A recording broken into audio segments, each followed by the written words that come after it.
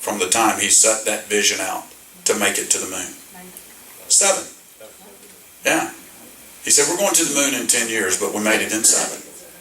Why did we do that? Because he engaged every fabric of our society.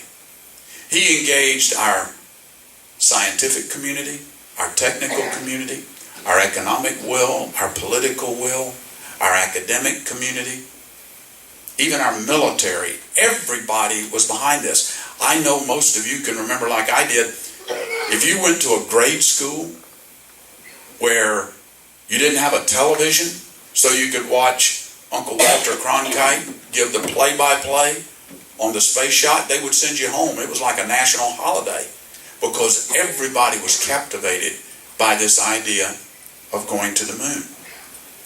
We saw millions of jobs created.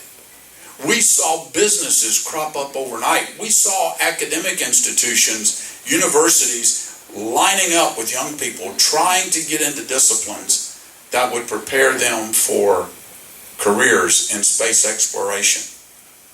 And at the end of that period, we haven't even seen the end of that period, by the way, we saw an era of such technological innovation, it's unbelievable. Cell phones, flat paneled screen TVs, computers, computing technology, medical technology, aerospace technology, so much innovation that makes our life easier today came out of that space era. We can do that again here in America.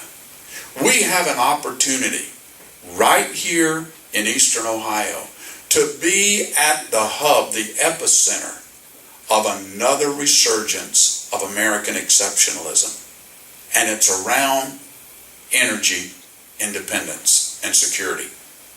Because if we had a national vision around energy independence, similar to what President Kennedy gave us around a space mission, think about what we could do. If we said something like this, starting today, we're drawing a line in the sand. And we're no longer going to be beholden to foreign sources for our energy. Starting today, we're setting a goal that over the next 10 years, we're going to become energy independent and secure in America.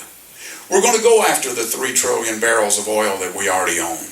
We're going to go after the vast amounts of natural gas and oil that we own. And many experts think that right here in the Marcellus and the Utica Shale, that we're sitting on top of the world's largest deposit of oil and natural gas right here in eastern and southeastern Ohio. We're going to continue to mine coal and use it environmentally soundly because we've got enough coal in America to fuel America's energy needs for generations to come. And we're even going to expand our nuclear footprint because it's the safest, most reliable form of energy on the planet.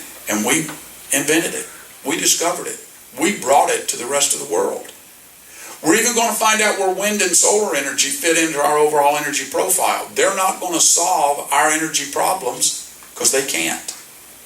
At least not yet. But there are niche markets where they can.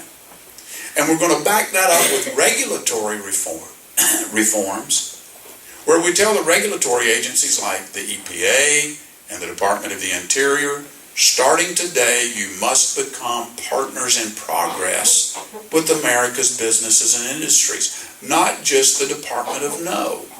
If you've got a public health, public safety, or national security reason to say no to a particular project or technology, then say no.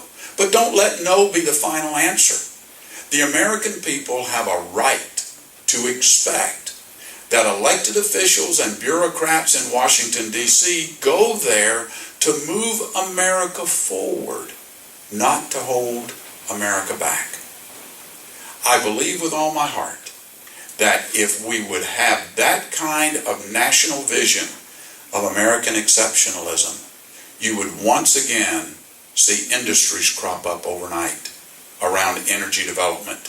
You would see young people lining up in institutions to get into careers that would prepare them for jobs in energy development. And at the end of the day, I believe we would learn to harvest, produce, use, distribute, and store energy in ways that we have never even imagined.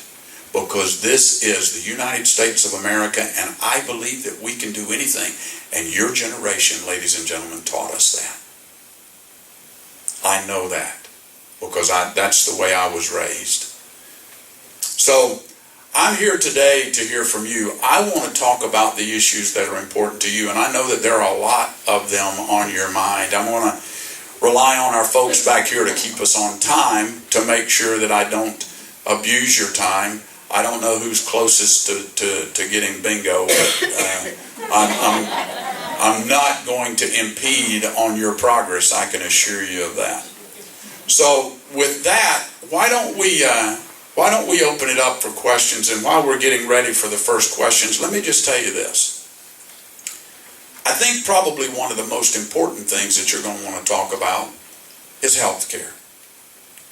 And what that means for you and your children and your grandchildren moving forward. So let me tell you from the outset what my position is on health care, particularly Medicare. I fight day in and day out to strengthen and preserve Medicare and make sure that that vital safety net is there for you. To make sure that any senior that's 55 years of age and older sees no change, no decrease in their fully funded Medicare benefits. And to make sure that those of us that are 54 years of age and younger, that we have the same kind of options through a Medicare certified pool of competitive providers to make our own choice that's right for us. And everybody's in the same boat that's 54 years of age and younger. Keep in mind two things. The president's own actuaries, the head of the Medicare Trust Fund, has verified that Medicare is going bankrupt.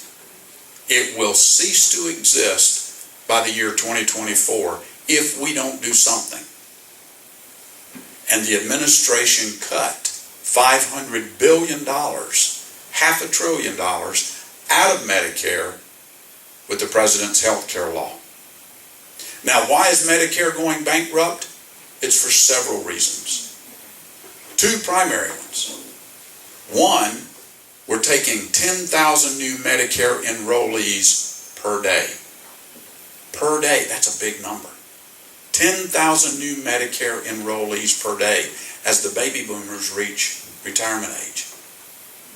And thankfully, to a lot of that medical innovation that came with the space era, people are living on the average 20 years longer than they were expected to when Medicare was first put into place. And so we've got a lot more people coming in. We got fewer people paying in. Healthcare costs are going up. Doctors are finding it increasingly difficult to take Medicare patients. We've got to do something if we're going to save the system.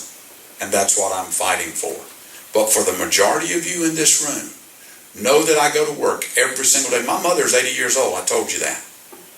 When this whole Medicare debate started, who do you think my first phone call was from? She wasn't playing cards or bingo that day. She wanted to make sure, Bill, what are you doing and the people you work with in Washington, what are you doing to make sure that we do not lose our Medicare benefits? So I have to answer to her just like I'm answering to you. I'm not going to stand by and watch that happen. And we'll probably talk about that a little more as we go along this morning. So let's start getting to the questions. Jim, go ahead. Okay.